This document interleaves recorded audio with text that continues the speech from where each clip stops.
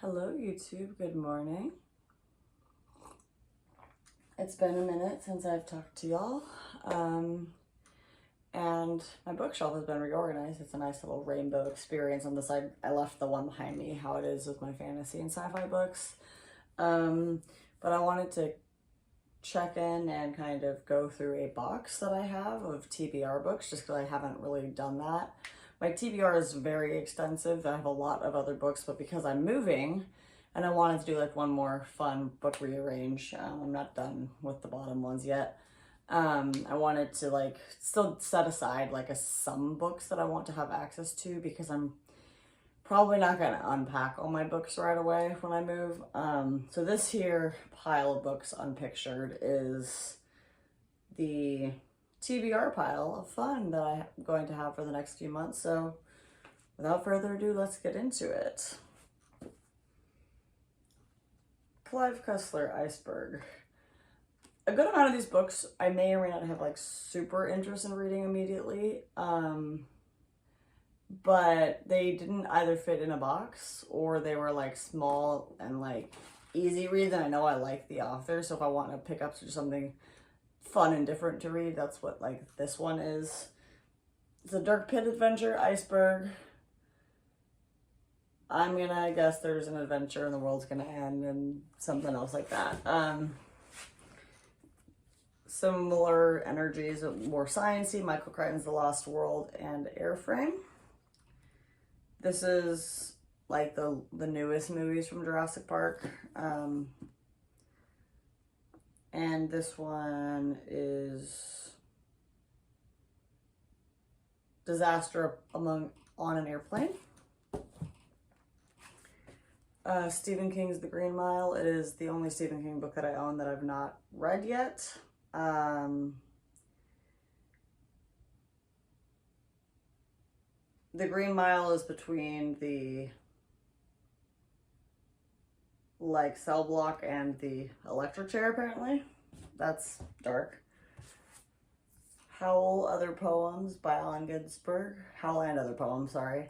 A little poetry book just to mix it up, and it's small, so it's not like gonna be hard to move in this box. Ray Bradbury's The Martian Chronicles. I just want to read it. Fairly self-explanatory. John Steinbeck's Burning Bright. I've read I think like the 2 or 3 books by John Steinbeck that I haven't read yet are in this box because it's a good trusty author for me. Some of my favorite books are written by him, so I think this one is a little risque, if I remember correctly.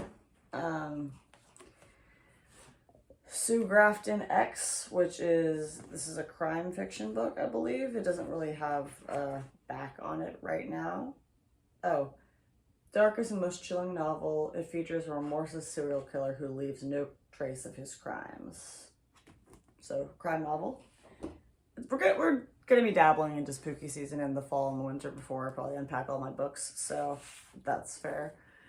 That I'm gonna have some spookier books in here, which is hard. I've been wanting to read this for a long time. I finally bought it like recently, so I think this was about Loki's wife, and it's a like Norse mythology retelling from the perspective of a woman. I don't know a lot more about it than that, but the cover is really pretty, so I wanted to buy it and own it. Also, I look really tired, but that's okay. I'm gonna have a sip of coffee.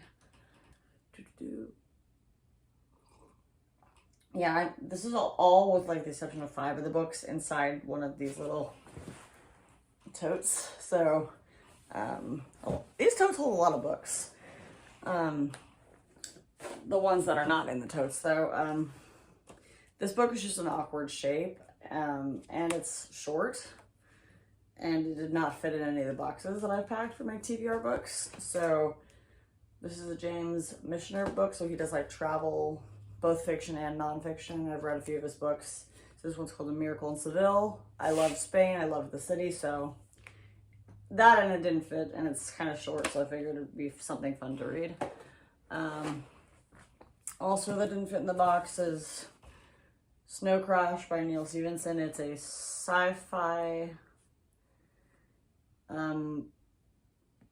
Sci-fi, like virtual reality kind of book. So I just thought it'd be fun to read. This one I don't really want to put in a box because it's kind of like the covers like kind of coming apart. So it's Dr. Zhivago by Boris Pasternak. But like I didn't know it had a signature in the, but like the cover itself is kind of wimpy, so I kind of want to hand move that. I don't want it to like rumble around in boxes.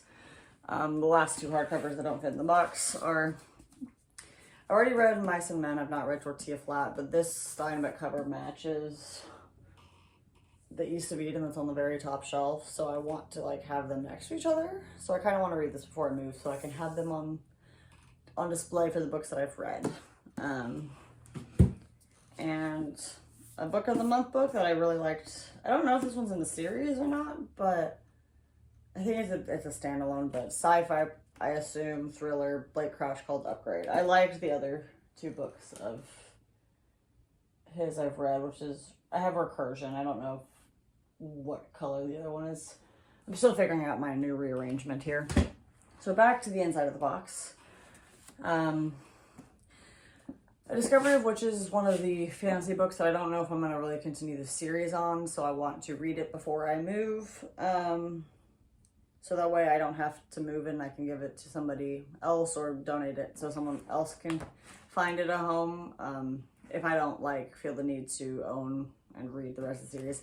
If I really like it, I'll probably keep it, obviously, but I may in the interim, if I want to continue the series, go to the library. If we're not buying any more books, if I can help it, because yeah.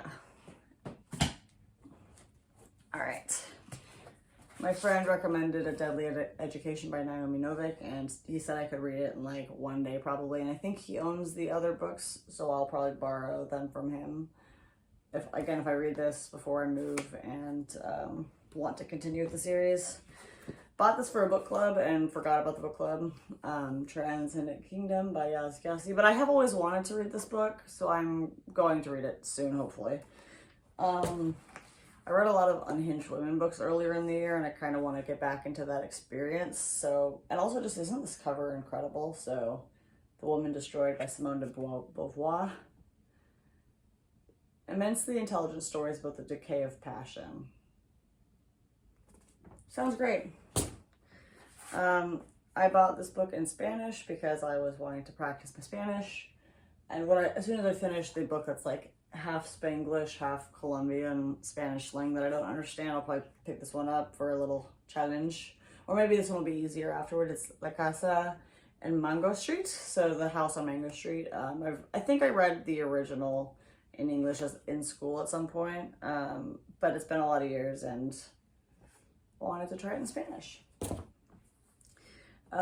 James Baldwin's If Beale Street Could Talk. I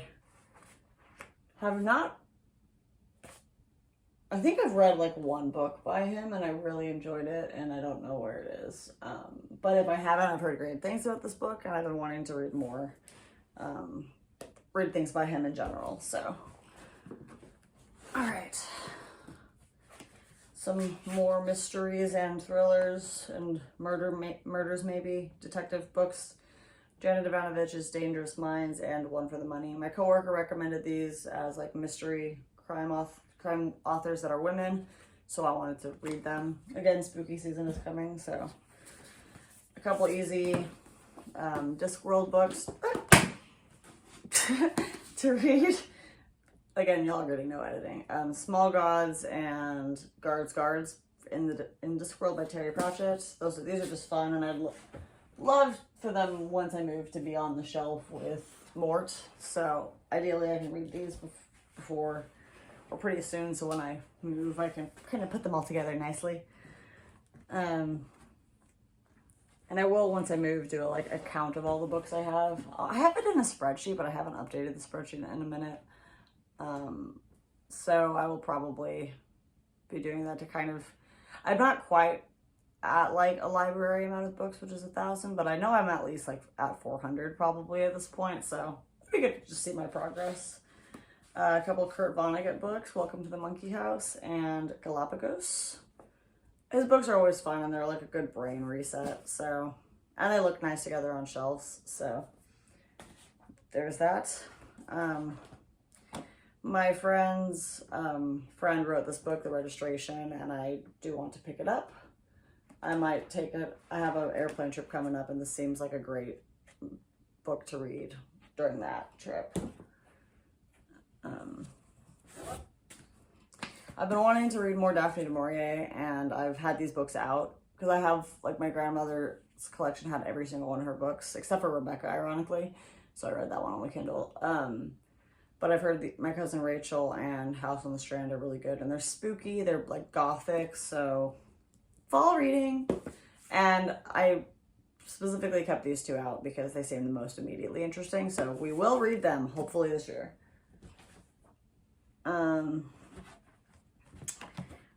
Judith McNaught, this is a combo of two of her books, Paradise and Tender Triumph, which is why it's Gigantor. I didn't realize that I owned Paradise twice because she only wrote like 6 books in the 90s, and they don't sell them in stores anymore, so I was just kind of collecting them as I saw them, and then I realized I owned Paradise and owned Paradise, so we're going to keep this one. They're always like romantic and like a mystery and a thriller, so it's just a very fun read, and while it's still summer, these seem kind of beachy, so I might read that. I read one of her books recently on my trip to South Padre, so that was exciting. And then I think this is a standalone, which is why I left it out versus another one that's part of a series. Master of Poisons. It's a dystopian novel. I haven't really read any since the golden age of YA dystopia. This one's an adult novel, so I'm kind of excited to dabble in that because they're always very engaging books usually, so I'm excited to check this out. Also, isn't the cover really cool with all the hexagons? Apparently it's a fantasy book as well, so. And then last but certainly not least, I have owned these books for a minute and I really want to read them. Toni Morrison's a great author. I've read like certain short pieces from her. I've never read one of her novels. And part of the reason I haven't read these is because they're like hard to read in terms of like emotionally taxing and stuff, apparently. And I've not been in the place to want to read for more than like an escape from how scary the world is right now. But I think I definitely want to prioritize reading these soon. So as soon as I finish the books I'm in, it might be time to pick up one of these. So that is all of the books that I am leaving out and unboxed in my moving process. I'm just moving across town, so it's not going to be anything too crazy. But I still want to really take the time and stuff to design my apartment and my library in a way that will be most successful for me in the long term and will like really get to like highlight my books. And I have a shelf shortage at this point, so that's one of the things I'm intending to do is buy more bookshelves. Ideally, I'm moving into a place that also has some built-ins, which is where I might put like the TBR stuff. And as I kind of pack and stuff, I'll probably do some videos about that. Currently, there's just like, I boxed up books that were like in the closet in carts out there, the TBR books, some nonfiction books, and I was like, it's a lot of boxes and they're all really heavy, and we haven't even hit the bulk of all this yet, so wish me luck. Happy reading. Let me know what's on your TBR here in the near future, and if you have any moving tips, because I will need that. But that's all she wrote for today. Happy summer. Enjoy a cozy beverage and some books this morning. Catch y'all later.